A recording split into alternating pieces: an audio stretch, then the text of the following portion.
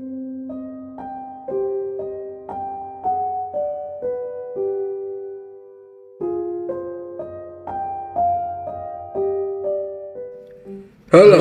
selamat malam, kembali lagi di Kumis Podcast bersama saya Alda. Dan pastinya bersama saya Andri. Dan jadi gini Dri nih. Kemarin tuh setelah ada yang bercerita kisah mistis melewati Si Pajar. ya tanjakan MN, bukan itu mah yang lu mikirnya langsung, bukan itu yang siapa sih, Sodik. Si Sodik.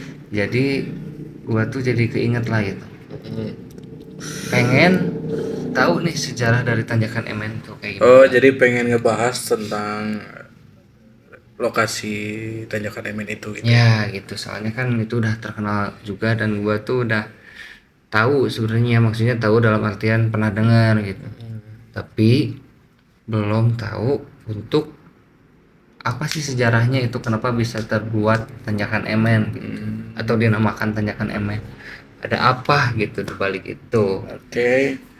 dan gua pengen bahas gitu. Oke, berarti untuk membahasnya ya sama seperti yang kemarin-kemarin kita mencari di Salah satu sumber internet lah ya. boleh. Oke, ini ada nih Tanjakan MN yang berada di daerah Subang, Jawa Barat sudah terkenal dari dulu hingga sekarang. Ya jelas. Banyak kejadian mistis dan horor yang pernah terjadi di tanjakan tersebut.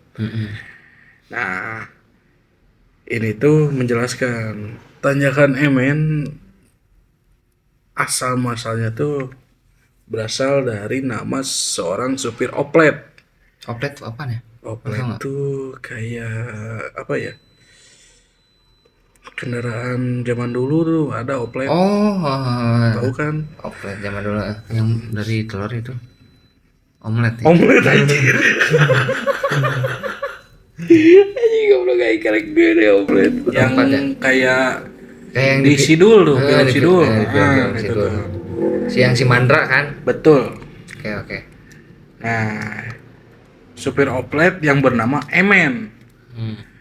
Di mana Emen ini merupakan supir jurusan Bandung Subang. Anjir, jauh juga ya. Jauh lah, apalagi zaman dulu kan belum ada ini mungkin kendaraan lagi.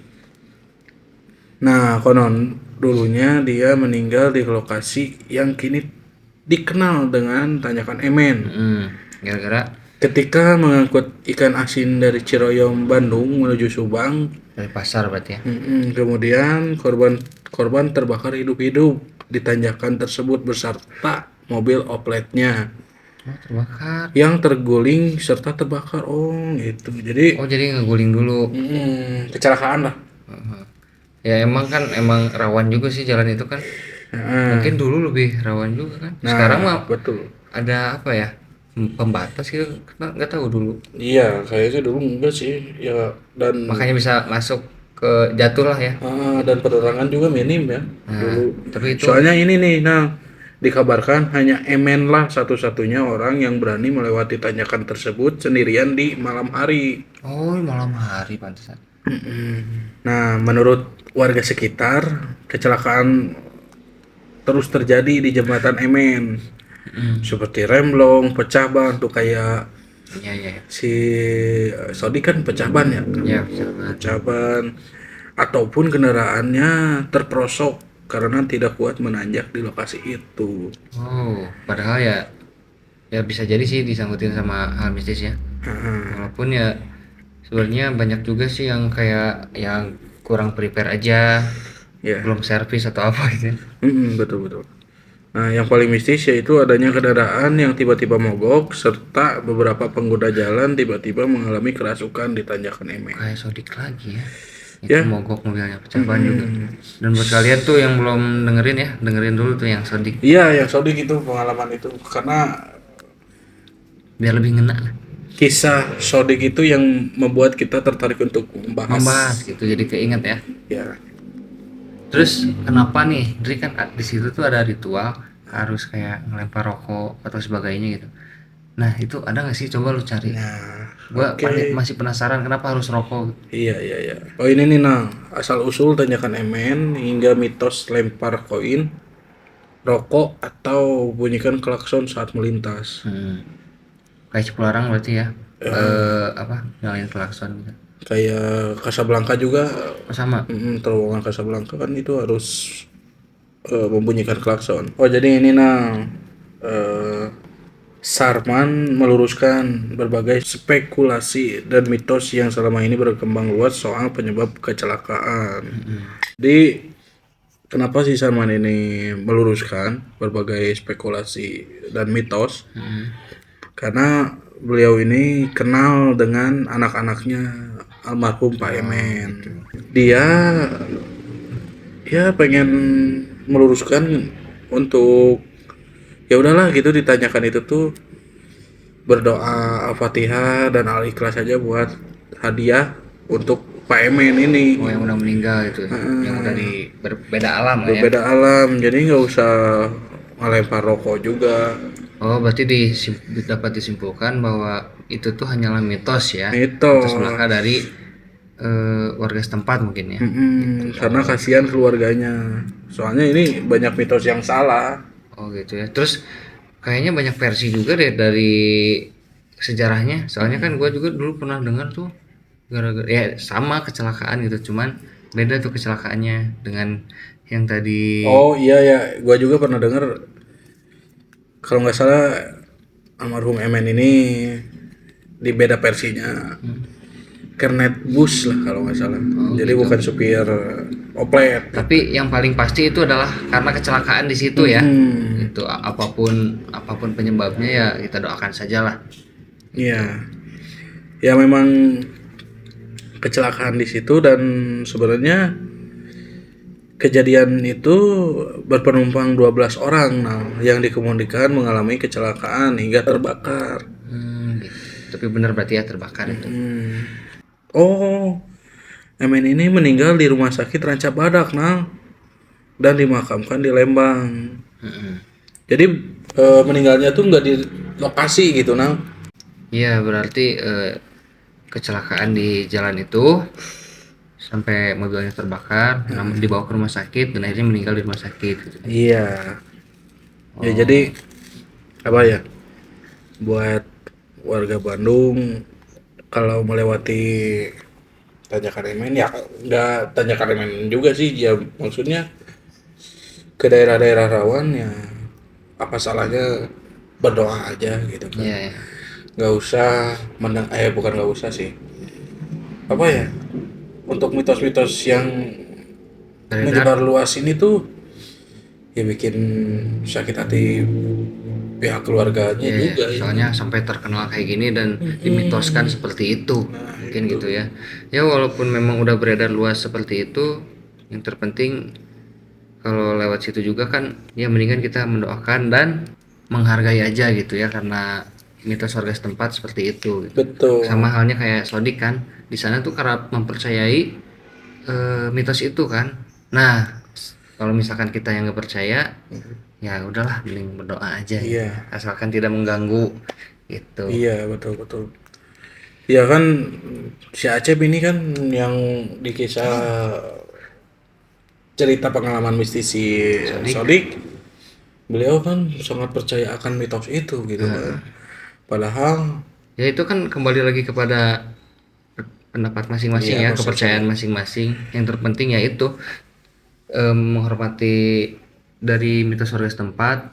Ya di hati mah tetap aja berdoa lah gitu. iya gitu. Kita di sini bukan apa ya, membahas ini tuh bukan untuk tidak mengenakan hati ke pihak keluarganya Emen, karena kita di sini ingin juga turut meluruskan gitu. Ya hanya ingin tahu lah kenapa dinamakan Tanjakan Emen gitu. Iya, betul. Ya intinya untuk pihak keluarga almarhum Emen, terutama anak-anaknya gitu kan, diberikan kesabaran lah dan ditambahkan gitu dengan adanya mitos-mitos ini yang menyebar luas di kalangan masyarakat gitu.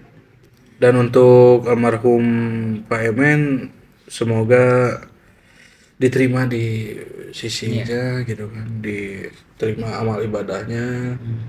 Dan yang paling terpenting ya mau berangkat kemanapun ya sama lah ya, namanya di jalan, apalagi di jalan yang rawan, kita berdoa aja, Iya, minta soalnya keselamatan kepada Tuhan yang Maha Esa. iya, intinya sih menurut gua kalau misalkan perjalanan jarak tempuh jauh, kita harus prepare benar-benar gitu, entah kitanya dan kendaraan yang akan kita kendarainya.